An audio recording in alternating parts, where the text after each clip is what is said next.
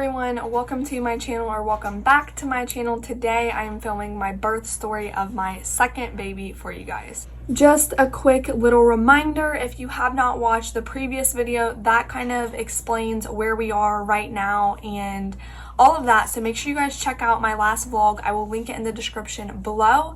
I'm also not going to be talking a whole lot about like how we're doing and everything, because we are doing well, but I'm more so just going to focus on the actual story of my birth and how everything went down. And then a little backstory in case you're new to my channel. I am currently 19 years old and I just had my second baby, and I already have an 18-month-old daughter. So just to put in perspective for you guys kind of how everything is, I had a vaginal delivery with my first and a vaginal delivery this time. So let's go ahead and get started, because these were two totally different birth experiences. So my due date was October 11th, 2019.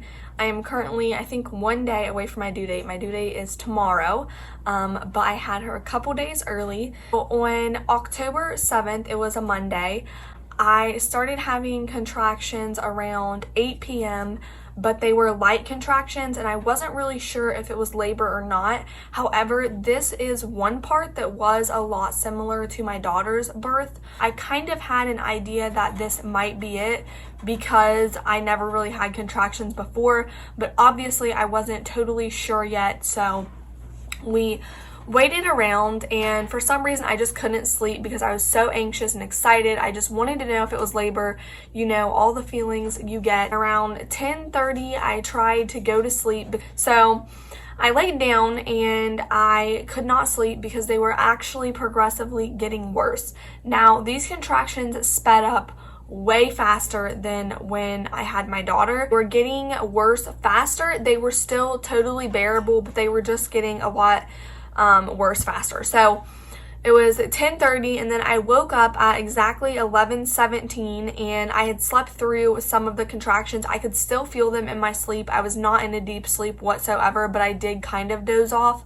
So not even an hour later, I woke up and they were more painful. Like I said, still bearable, but they were definitely getting worse. So at this point, I kind of knew I probably am in labor, but I'm going to wait to go to the hospital because I was in labor forever with Bree, and I just want to make sure for sure first. So I went into the bathroom and I ran some bath water, and I just kind of sat in there for a little bit. I rubbed my belly and realized, you know, this is probably it. Like, I'm not going to be pregnant much longer, so I'm going to enjoy these last moments. I also took a bump shot.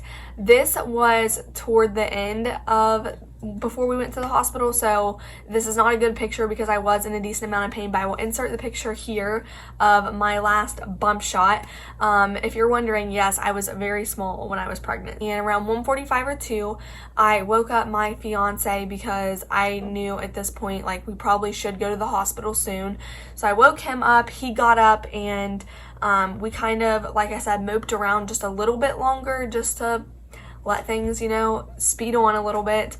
So that's what we did. And then at 3, I called my mom and told her that she should probably go ahead and come over because we were going to head to the hospital. And at this point, my contractions were getting a lot more painful. They were definitely more like what I had experienced with my daughter when I was actually like getting more dilated before I got my epidural. They were more like those contractions. So I knew at this point I had to be in labor. Even if it was early labor, I knew I was in labor. I still wasn't really thinking that I was actually even going to be that dilated when I got there, but I did know it was actual labor. I left the house, and my mom did come here because our daughter was here sleeping, and it was pointless to wake her up and take her to my mom when we only live 4 minutes away from each other. So my mom just came here and went to bed with her. My mom fell asleep shortly after we left. And as we were going down the road, they were getting more and more painful. It was very hard to sit in the car at this point because when you're having contractions, for me anyways, I like to be moving. I need to be moving my legs, doing something, but sitting there and not being able to move my body was very difficult. So we were in the car, and like I said, just driving, and the further we got, the more I realized, you know, like, I'm probably a little bit further than at least 2 centimeters. Like, I know I have to be at least dilated 2 or 3. And about halfway there, I realized this is real and we might not even make it, because I am feeling a lot of pressure, a lot of pain, worst contractions I'd ever felt. I knew at this point we needed to hurry up and get there because I was in a lot of pain and I was feeling pressure, so I just knew. Finally, we arrived to the hospital, went in, and she just asked if I was in labor. I said yes, and at this point, I got into the triage room. I got into the bed, and she checked me, and I was at 6 centimeters dilated. The baby's head was super, super low, and I can't remember what exact station she said I was at, but this baby was coming, and she was coming pretty darn quick.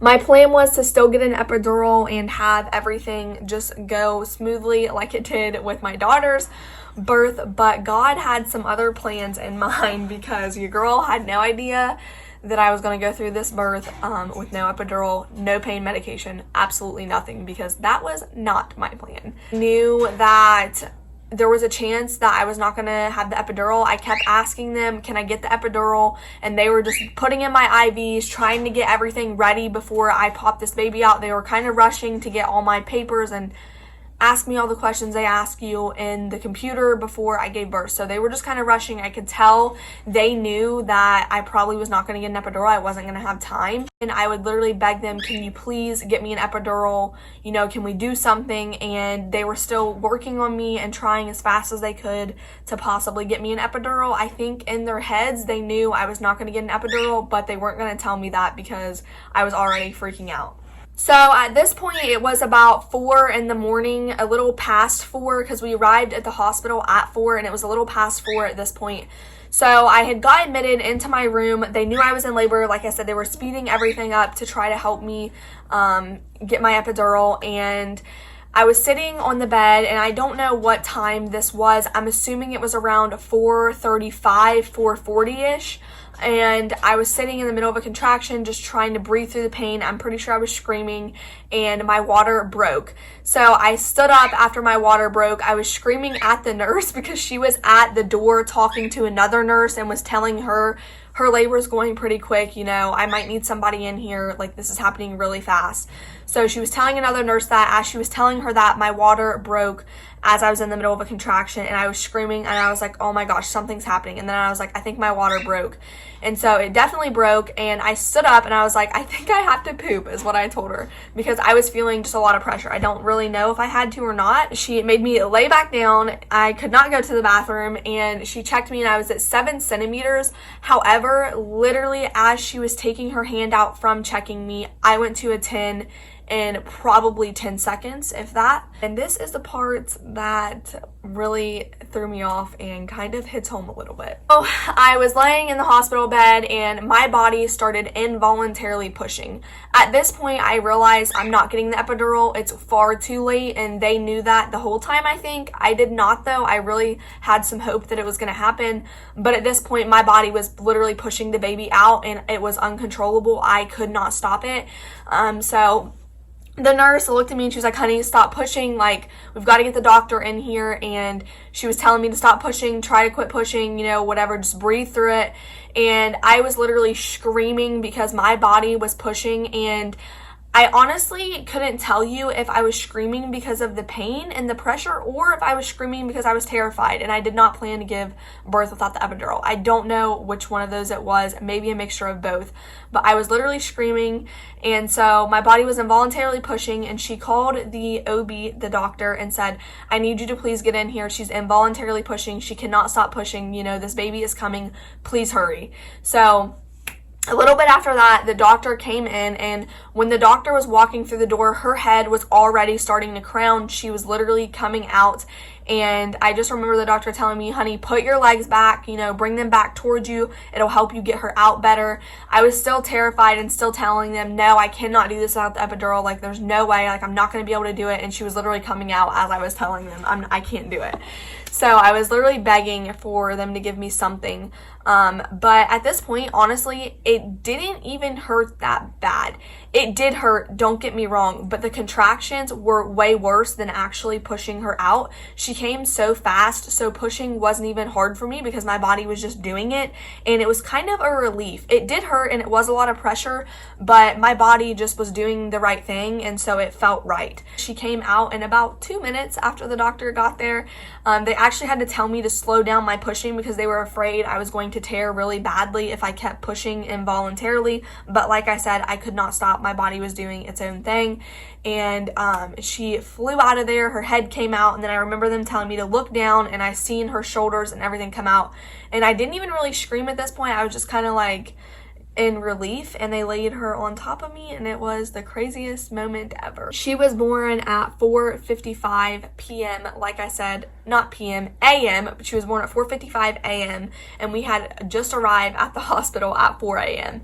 So I know it could have been worse. I could have given birth in my car, but thankfully we did make it. It was just not what I had planned. What I wanted to tell you guys at the end of my birth story, and kind of my message for all of you out there, you really never know how birth is going to go. And I tried to never have a set plan, but one thing I never thought would happen to me was that I would not be able to get an epidural. I thought, that's my choice. Like, out of all things, like, of course I'm going to be able to get the epidural. But I was having pretty bad traumatic stress after giving birth because I was just so shocked at what had happened. And after you give birth, if you haven't given birth before or you don't know, you do still have contractions after birth because your uterus is trying to shrink back to its normal size. I kind of had a lot of trigger signs, and it kind of made me freak out. I was having bad anxiety and getting the shakes a lot because of what had just happened. So every time I would have one of those painful contractions because of my uterus, it brought me right back to pushing and the contractions that I was getting that were so painful. So yeah, I do have some PTSD and things from that. I still have those contractions. It is literally only 2 days after I gave birth, but I wanted to tell this story fresh, and so you guys could, hear everything from my point of view and while I remember everything very clearly. So to end this video on a good note, there are so many positive things also about not having an epidural. My healing process has been so much better than with my daughters so far.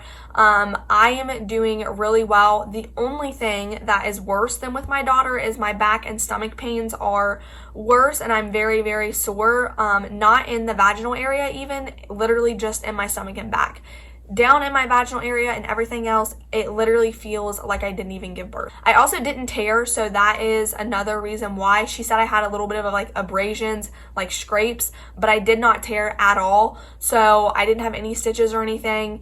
And overall, I would almost try to go without an epidural if I could again, because I have been feeling amazing. I feel so happy, and that probably has nothing to do with me not having the epidural. With my daughter, I was a lot more in the baby blues stage and had a lot more of that. I have none of that this time, really. I just feel genuinely overjoyed.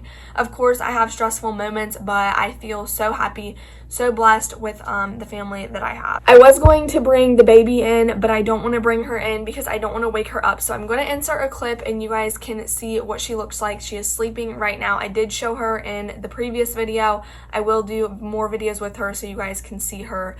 But I hope you enjoyed my birth story. If you did, give this video a thumbs up and comment more video recommendations down below. And I will see you guys in my next video. Bye.